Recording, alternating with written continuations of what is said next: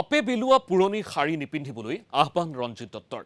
পুৰণি শাৰী পিন্ধিলে খজুৱতি হ'ব বুলি কটাক্ষ শোণিতপুৰৰ লোকসভা সমষ্টিৰ বিজেপি প্ৰাৰ্থী ৰঞ্জিত দত্তৰ। তেজপুৰৰ ডেকাৰ গাঁৱৰ যি নিৰ্বাচনী সভা সেই নিৰ্বাচনী সভাত অংশ লৈ এই মন্তব্য ৰঞ্জিত দত্তৰ। ঝাৰখণ্ড উৰিষ্যাৰ পৰা পুৰণি শাৰী আনি আপে শোণিতপুৰৰ মহিলাক বিলাইছে বুলি মন্তব্য কৰিলে বিজেপি প্ৰাৰ্থীগৰাকীয়ে।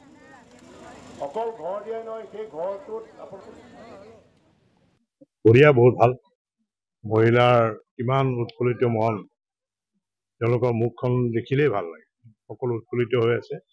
19 তাৰিখৰ কাৰণে অপেক্ষা কৰি আছে। নৰেন্দ্ৰ মোদী ডাঙৰীয়াক ভোট দিব, তৃতীয়বাৰৰ বাবে ভাৰতবৰ্ষৰ প্ৰধানমন্ত্ৰী পদত অধিষ্ঠিত। আমাৰ আপে পুৰণি শাৰী বিতৰণ কৰি আছে বুলি কৈছে। শাৰীটোতো ঝাৰখণ্ডে নে উৰিষ্যাৰ পৰা আনিছে নে ক'ত ছত্তীশগড়ৰ পৰা আনিছে। পুৰণি শাৰী অসমৰ মানুহে খালি শাৰী পিন্ধে নেকি? ইমান ধুনীয়া ধুনীয়া আমাৰ চাদৰ মেখেলা স্বাভিমান, অসমৰ মানুহে শাৰী নিপিন্ধে নহয়। পুৰণি শাৰী বিলাই আছে নেকি? পুৰণি শাৰী বিলাই আছে, আৰু সেইবিলাক শাৰী পিন্ধিলে খজুৱতি হ'ব মানুহ।